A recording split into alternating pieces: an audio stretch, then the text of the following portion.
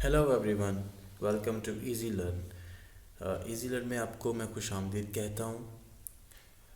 जैसा कि आपको बताया था कि लास्ट एपिसोड में मैंने सेकेंड मेथड को एंड कर दिया था और अभी तक हमने टोटल चार मेथड तकरीबन पढ़ लिए हैं। और चार मेथड के बाद वैसे तो इसके अंदर और भी मेथड्स आते हैं, लेकिन अभी सीज़न वन के अंदर जो मेरी एपिसोड्स का सीज़न वन चल रहा है, इसके अंदर मैंने चार मेथड्स ही डिस्कस करने हैं। उसके बाद अब मैं जो फोकस करूँगा वो अभी तक हमने जो भी इक्वेशंस पढ़ी हैं, क्या है वो solution of non linear equations को जब हमने देख रहे थे कि solution of non linear equations क्या करती हैं।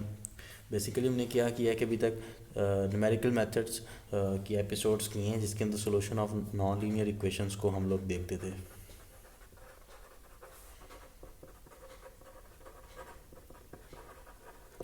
नॉन लीनियर इक्वेशंस को इसके अंदर क्या होता था कि लेट्स से कि ये एक नॉन लीनियर इक्वेशन है इज इक्वल टू ज़ीरो, ठीक है। इसको हम देख रहे हैं। तो अभी तक हमने क्या किया कि एक इक्वेशन देखते थे, उसके गैस वगैरह किए हैं, डिफरेंट प्रोसेस वगैरह से हमने उसको सॉल्व आउट किया है। तो एक इक्वेशन को हम लोग पकड़ते हैं और उस इक्वेशंस को हम लोग सॉल्व आउट करते हैं, तो आंसर निकालते हैं आइटरेशंस के। तो एक इक्वेशन के हमने यानी कि सिंगल इक्वेशन को हमने हैंडल किया। लेकिन अब जब हम नेक्स्ट मूव करते हैं तो अब मैं साइमल्टेनियस लीनियर इक्वेशंस पे मूव करूँगा। बेसिकली ये एक सेकंड पार्ट है इन्हीं इसी सीज़न जो है वो एपिसोड्स का एक सेकंड पार्ट आ जाएगा, जिसके अंदर क्या है कि बेसिक्स हमने सीख ली आइट्रेशंस की। बाकी जो है वो कुछ मेथड्स और भी हैं, फॉल्स पोजीशंस वगैरह इस तरह के अब आगे आएंगे।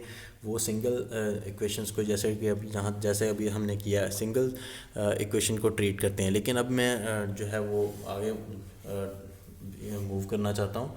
तो उसके अंदर मैं ये करूँगा कि अब साइमल्टेनियस लीनियर इक्वेशंस को मैं फोकस करूँगा। साइमल्टेनियस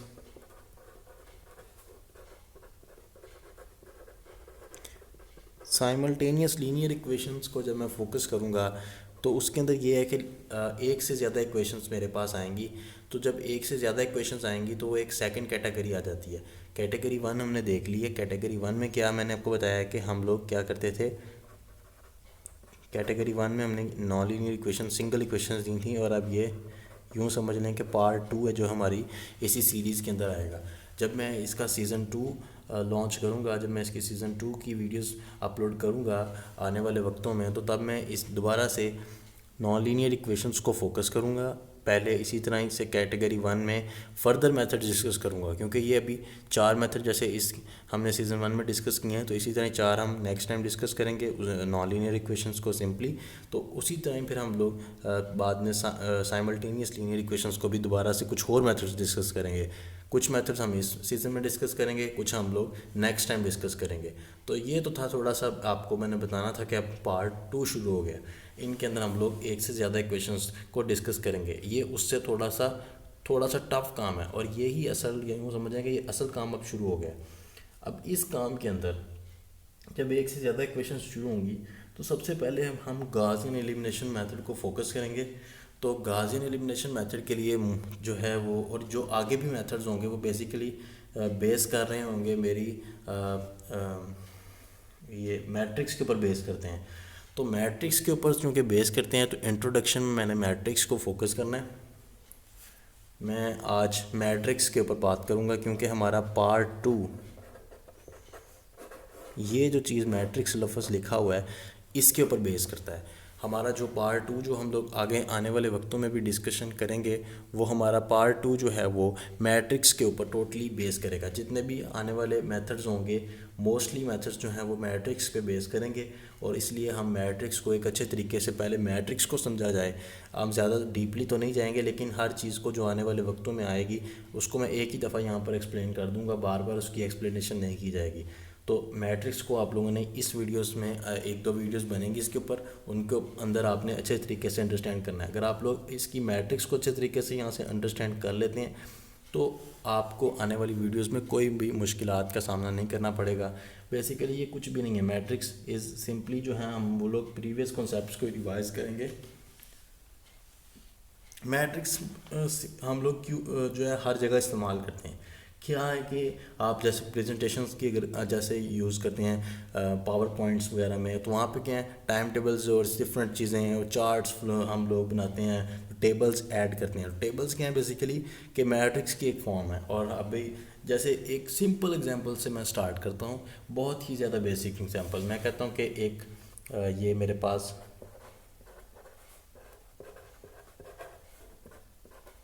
अगर एक शॉप है, टायर शॉप, ठीक है।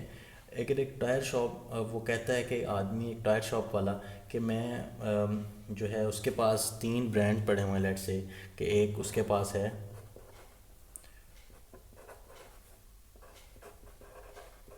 टायर स्टोन, दूसरा उसके पास जो है वो कॉपर एंड सर्विस सर्विस।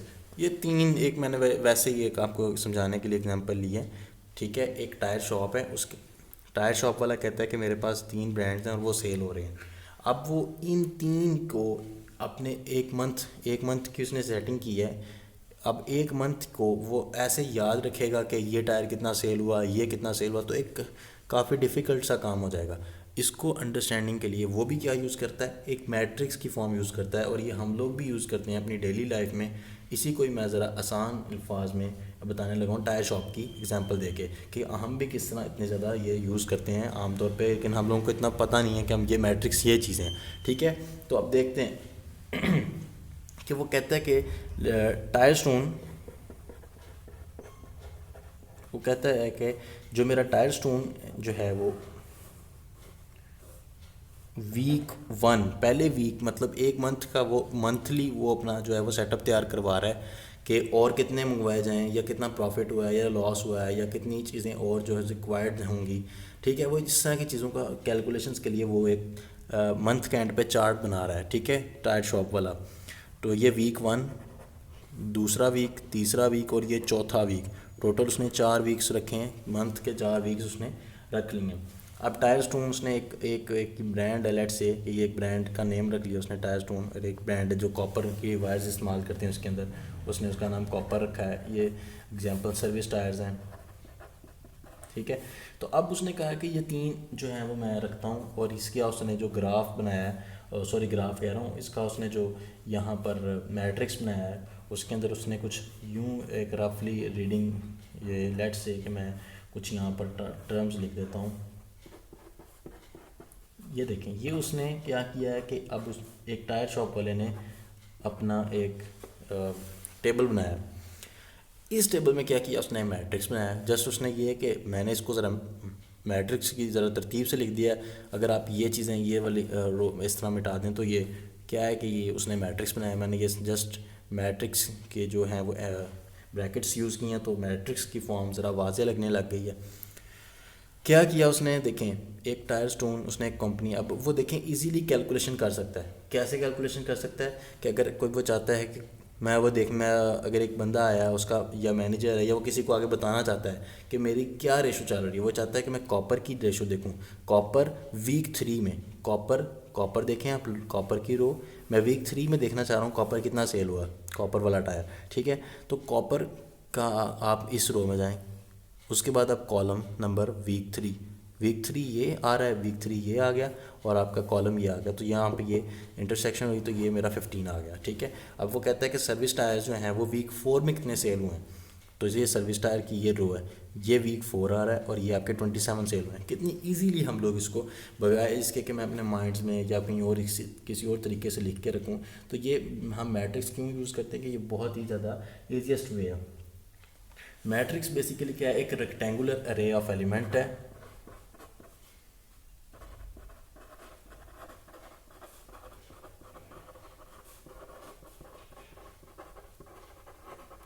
सारी की सारी आपके कॉन्सेप्ट्स प्रीवियसली बने हुए हैं, उन्हीं को जस्ट रिकैप करवा रहा हूँ।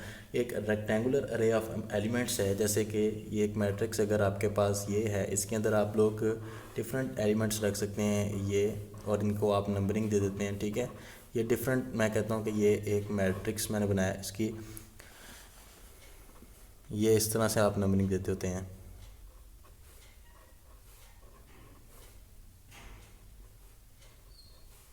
ठीक है। A11 A11 अब ये देखें यहाँ पर रिकैप करवा देता हूँ जिनको ये याद नहीं है या जो पहली दफ़ा देख रहे हैं तो वो क्या है कि A11 क्या है, ठीक है। ये क्या है कि ये जो नीचे नंबर लिखा होता है ये उसका एड्रेस है। अब इसका एड्रेस क्या है कि ये पहली रो है, पहला जो डिजिट है ये फर्स्ट वाला जो है ये क्या रिप्रेजेंटेशन कर रहा है, दो 1 1 लगे हुए हैं। जो फर्स्ट वाला 1 है वो ऑलवेज जो फर्स्ट जो डिजिट होगा इंसानों में वो रिप्रेजेंट कर रहा है कि ये कौन सी रो है। रो देखें कौन सी है, ये फर्स्ट रो है। इसका एड्रेस क्या है, ये जहाँ पे पड़ा हुआ है इसका एड्रेस क्या है, 1 एड्रेस है यहाँ पे। This is the first row and ये फर्स्ट कॉलम में पड़ा हुआ है, ठीक है। अगर इसका देखा जाए ये देखें ये सेकंड रो और ये सेकंड कॉलम में, 3 रो और थर्ड कॉलम है, ठीक है। तो अगर मैं कहूँ कि ये आगे चलते जाएं, अगर एम को मैं कहूँ जनरली, अगर मैं देखूँ कि मैं कहूँ कि जो रोज़ हैं फाइनल जो अगर ये देखें ये पहली रो, दूसरी रो, तीसरी रो, ऐसे रोज़ चलती जा रही हैं नीचे को और नीचे को आई जाएंगी, ठीक है। ये एक और रो बन गई, ये एक और रो बन गई। तो रोज़ को मैं किसे एम से रिप्रेजेंटेशन दे दूँ। अगर जनरल जब बात करूँगा तो ये कॉलम्स बन रहे हैं, दूसरा कॉलम, तीसरा कॉलम, चौथा कॉलम, पाँचवा, और चलते चलते ये कि एन कॉलम भी हो सकता है, ठीक है। तो अगर मैं कहूँ कि एक मैट्रिक्स जिसके अंदर एम और एन जो है वो रोज़ और कॉलम्स हों तो वो कैसे होगा कि मतलब कि मुझे नहीं पता उसके अंदर कितनी रोज़ और कॉलम है, तो मैं क्या कहूँगा A11 A12 A13 A14 ऐसे चलता चलता चलता रो तो ये फर्स्ट ही है, ये तो मुझे पता है, रो तो ये फर्स्ट है, लेकिन कॉलम ये कौन सा है, एन। मैंने कहा कॉलम्स को मैं एन को कॉलम्स को मैं एन से रिप्रेजेंटेशन कर रहा हूँ, ठीक है। तो ये रो तो फर्स्ट ही है, लेकिन ये क्या कॉलम मेरे पास nth कॉलम पहुंच गया, ये देखिए 1 2 3 4 5 चलते चलते n तक पहुंच गया। तो ऐसे मैट्रिक्स को मैं क्या कहूँगा, ये मेरे पास कौन सा मैट्रिक्स की टाइप आ गई, कॉलम मैट्रिक्स की टाइप आ गई है। और अगर मैं रो की बात करूँ, अगर रो मैट्रिक्स की बात करूँ जिसके अंदर मैं देखता हूँ सॉरी ये तो एक रो मैट्रिक्स बन गया है जिसके अंदर 1 रो है और n कॉलम्स हैं, ठीक है। अब इसी तरह अगर मैं एक और एग्जांपल देख लूँ दूसरी तरफ की, ये देखें ये जो है फर्स्ट रो और first column, first row and second column, first row and third column, this is the sorry ये तो मिस्टेक हो गई है, उल्टा हो गया है, उल्टा लिख दिया मैंने, ठीक है। ये उल्टा लिखा गया है। This is the first row and first column, second row and first column, third row and first column and fourth row and first column and this is the mth row and first column. Column तो ये पहला ही रह रहा है। देखें आप, अगर मैं अगले नेक्स्ट वाले की बात करूं तो ये क्या है फर्स्ट रो सेकंड कॉलम, और इसी तरह के देखें ये आ जाएगा मेरे पास, ठीक है। सॉरी ये ठीक है, कॉलम तो मेरे पास ये सेकंड ही रह रहा है, लेकिन जो रोज़ हैं वो मेरे पास बहुत ज़्यादा हो गई, और ये रोज़ को मैं एट द एंड जाके एम काउंट करता हूँ। तो ये मैट्रिक्स जिसकी एम रोज़ और एन कॉलम्स हों, मतलब बहुत बड़ा मैट्रिक्स हो, जैसे कि ये चलता चलता नहीं चलता ए की पावर एम और एन तक चला जाए, एम रो और एन कॉलम भी नीचे मेरे पास काफ़ी ज़्यादा आ जाए, एक ऐसा मैट्रिक्स जिसके अंदर एम रोज़ और एन कॉलम्स हों, उसका जो है वो हम कैसे डिनोट करते हैं कि एम क्रॉस एन से उसकी रिप्रेजेंटेशन आप एम क्रॉस एन से दे सकते हैं, ठीक है। तो अब ऐसे भी लिखा जाता है कि ए मैट्रिक जिसका ऑर्डर है एम क्रॉस एन, ठीक है, ये उसको हम लोग ऐसे लिखते हैं। अब इसके बाद यहाँ तक तो ये जनरल मैट्रिक्स क्या होता है ये सारी बातें आपको पहले ही पता थी, इसलिए मैं ज़रा इस पर इतना फोकस नहीं करना चाह रहा। ये सारी बातें रिकैप हो रही हैं, असल में बहुत ही बेसिक बातें हम लोगों ने 8th ग्रेड में पढ़ी हुई हैं, 5th ग्रेड में पढ़ी हुई हैं, बहुत ही ज़्यादा बेसिक बातें हैं, ठीक है। तो अब नेक्स्ट इसकी टाइप्स को जल्दी जल्दी से देख लेते हैं। वेक्टर मैट्रिक्स की जब मैं बात कर रहा हूँ तो वेक्टर मैट्रिक्स क्या है। वेक्टर मैट्रिक्स एक ऐसा मैट्रिक्स है जिसकी एक ही रो और एक रो या एक कॉलम हो, दोनों में से एक चीज़ आप लोगों ने यूनिटी रखनी है, जिसकी एक रो या एक कॉलम हो, ठीक है। तो वो ऐसा जो है वो आपके पास कौन सा मैट्रिक्स हो सकता है, ठीक है। 1 रो या तो उसकी एक रो हो या 1 कॉलम, ठीक है, एक रो या एक कॉलम हो तो उसको हम क्या कहेंगे। तो यहाँ पे वेक्टर मैट्रिक्स की फिर 2 टाइप्स बन गए, एक रो मैट्रिक्स, एक रो वेक्टर बन गया और एक कॉलम वेक्टर बन गया, ठीक है। रो वेक्टर भी हो सकता है। अब वेक्टर्स के अंदर है ना, तो वेक्टर के अंदर 2 होगी रो वेक्टर। तो जो रो वेक्टर होगा उसके अंदर क्या होगा, रो वेक्टर का जो मैट्रिक्स होगा उसके अंदर क्या होगा कि आपका एक ही रो है ना, देखिए रो से रिप्रेजेंटेशन एक ही रो होगी। जैसे कि लेट्स से मैं इसको एक एग्जांपल के तौर पर कोई करवा देता हूँ। देखें रो इसमें एक ही है, यूनिटी एक शर्त होनी चाहिए, वन रो। या तो आप रो को वन कर लें या कॉलम को वन कर लें, वेक्टर तब ही बनेगा। क्योंकि वेक्टर क्या है, आपको पता है कि वेक्टर के अंदर क्या होती है, डायरेक्शन रिक्वायर्ड होती है। अब इसकी एक डायरेक्शन बन चुकी है, देखें आप इसकी एक स्पेसिफाइड डायरेक्शन बनेगी। तो ये आगे जाके हम लोग मज़ीद इसके ऊपर बहस करते जाएंगे। अभी मैं फर्दर अपनी टर्म्स को कंप्लीट करना चाह रहा हूँ। तो ये एक रो वेक्टर बन गया, इसको आप लोगों ने याद रखना है कि रो वेक्टर में एक रो नीचे। इसी तरह अगर मैं कॉलम मैट्रिक्स की बात करूं जल्दी से, कॉलम वेक्टर क्या होगा, ऐसे ही वो कॉलम वेक्टर फिर क्या हो जाएगा कि जिसमें एक ही कॉलम हो। इसी को ही देख लेते हैं 3 2 0, ठीक है। ये देखें इसके अंदर ये first row, second, third, fourth, fifth, rows तो बहुत सारी हैं, लेकिन मैंने कॉलम इसके अंदर फिक्स किया। इसके अंदर मैंने क्या फिक्स किया, तो रो फिक्स कर दी थी। तो ये दोनों वेक्टर्स हैं, लेकिन वेक्टर्स के अंदर ये अगर आप फर्दर कैटेगरी में जाएँ तो ये क्या है, रो वेक्टर है और ये कॉलम वेक्टर है। अब इसके बाद आगे देखते हैं क्या हमारे पास आ रहा है। सब मैट्रिक्स क्या होता है कि अगर मैं मैट्रिक्स में से कुछ रोज़ को डिलीट कर दूं या कुछ कॉलम्स को डिलीट कर दूं, तो उसमें से एक नया मैट्रिक्स जो मेरे पास आएगा वो क्या हो जाएगा, सब मैट्रिक्स होगा। लेट्स से कि ये मेरे पास एक मैट्रिक्स लिखा हुआ है, ठीक है, 3 -1 and 2। लेट्स से कि ये एक मैट्रिक्स लिखा है, ठीक है। अब इसके सब मैट्रिक्स बना जो है वो कौन कौन से हो सकते हैं। सबसे पहले तो एक इसका सब मैट्रिक्स जो है ना वो यही हो सकता है। ये भी एक बात आपने याद रखनी है कि सब मैट्रिक्स में अगर आप कोई रो या कोई कॉलम भी डिलीट नहीं करते तो वो भी एक उस मैट्रिक्स का सब मैट्रिक्स, इसी मैट्रिक्स का एक सब मैट्रिक्स होगा। लाजमी नहीं है कि रो और कॉलम को डिलीट करें, इसी कॉलम में, इस मैट्रिक्स में से जो जो मैट्रिक्स निकल सकता है वो इसका सब मैट्रिक्स है। ये इसमें से ही निकला है, मैंने कुछ भी डिलीट नहीं किया। अगर डिलीट करना है तो डिलीट करने की अपनी शर्त याद रखनी है कि अगर मैं कॉलम डिलीट कर रहा हूँ, लेट से मैं ये वाला कॉलम डिलीट करने लगा हूँ, तो आपने ये कॉलम पूरा डिलीट करना है। अगर मैं ये वाला कॉलम डिलीट करना चाह रहा हूँ, ये वाला लेट से, तो पीछे क्या रह जाएगा, 4, ये डिलीट हो गया, 4 2 3 2, ये मेरे पास मैट्रिक्स बचा है। ये नहीं करना कि 6 को खाली डिलीट कर दूँ, -1 को रहने दूँ। जब आपने अगर रो की बात करें, मैं इस रो को डिलीट करना चाह रहा हूँ तो 3 -1 को डिलीट कर लूँ, 2 को रहने दूँ, ऐसे जो करूँगा तो वो सब मैट्रिक्स नहीं काउंट होगा।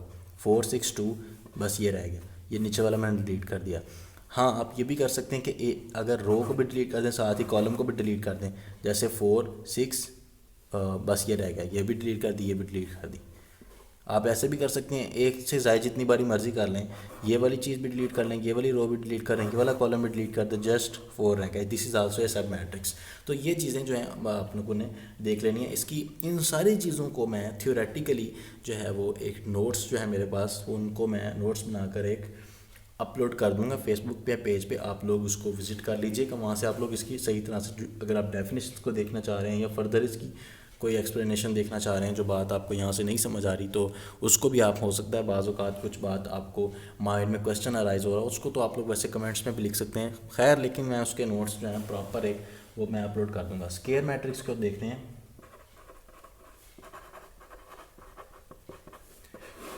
स्क्वायर मैट्रिक्स क्या होता है कि एक मैट्रिक्स की नंबर ऑफ़ रोज़ और नंबर ऑफ़ कॉलम्स जो हैं वो बराबर हों। ये आप लोगों को अच्छे तरीके से पता होगा। ये तो बहुत ही ज़्यादा बेसिक मैट्रिक्स है जिसके अंदर number of rows and number of columns क्या है, आपस में इक्वल होते हैं, ठीक है। कि अगर ये मैंने मैट्रिक्स लिखा है तो इसकी नंबर ऑफ़ रोज़ देखें 1 2 3, 3 रोज़ एंड कॉलम 1 2 3, तो 3 ही कॉलम है, तो number of rows and number of columns क्या है इसके अंदर, इक्वल हैं, तो ये स्क्वायर मैट्रिक्स है, ठीक है। और इसके अंदर डायगोनल कौन सा है, जो डायगोनल वो होते हैं जिनका एड्रेस ऐसे का हो 1 1 या 2 2, जिसका ये आई है और ये जे है, या एम, जैसे पीछे एम बात कर लेते हैं। ये पहले को मैंने एम कहा था और इसको एन कहा था, रोज़ को मैंने एम कहा हुआ है, एन कॉलम्स को एन कहा हुआ है। एम और एन जब इक्वल हो, यानी कि जब M2 है तो कॉलम भी 2, जब M3 है तो कॉलम भी 3, जब M4 है तो कॉलम भी 4। ऐसे के जो एलिमेंट्स हैं इसके अंदर, ये सारे के सारे क्या हैं, बेसिकली एक एक ये सारे इसमें एलिमेंट्स हैं। इसमें टोटल कितने एलिमेंट्स हैं, 1 2 3 3 3 3 और ये 9 एलिमेंट्स हैं, ठीक है। टोटल इसके अंदर 9 एलिमेंट्स हैं और ये इसका जो है वो डायगोनल क्या है, ये डायगोनल है। कैसे डायगोनल है, क्योंकि इसके अंदर m और n का जो वो एलिमेंट जिसके अंदर m और n इक्वल हो, जैसे ये इसका एड्रेस क्या है A11, इसका एड्रेस है A22, इसका एड्रेस है A33, ठीक है। ये डायगोनल है। इसके डायगोनल एलिमेंट्स की बात की जाए तो वो क्या है, A11 25 इसका डायगोनल मैट्रिक्स है। सेकेंडली A22 इसका 10 है और A33 इसका 7 है इस केस में, ठीक है। तो ये इसके डायगोनल मैट्रिक्स हैं। डायगोनल मैट्रिक्स को एक्सप्लेन करने के बाद यहाँ पर जो इसकी फर्दर अगर डायगोनल मैट्रिक्स की जो टाइप्स हैं वो मैं कोशिश करता हूँ नेक्स्ट टाइम डिस्कस कर लूँ, क्योंकि टाइम जो है वो ख़त्म हो चुका है। 20 मिनट्स जो हैं वो पूरे हो गए हैं। और नेक्स्ट टाइम जो मैं डिस्कस करूँगा वो आप लोग नोट कर लें। Identity matrix, try diagonal matrix या पर diagonal matrix, try diagonal matrix, और इस तरह की चीज़ें जो हैं वो सारी की सारी मैं कोशिश करूँगा एक्सप्लेन करूँ। और मेरा बेसिकली जो नेक्स्ट टाइम मैं मेन चीज़ जो डिस्कस करने की कोशिश करूँगा वो है वेक्टर मैट्रिक्स। मेरा कंसर्न वेक्टर्स के साथ ज़्यादा होगा।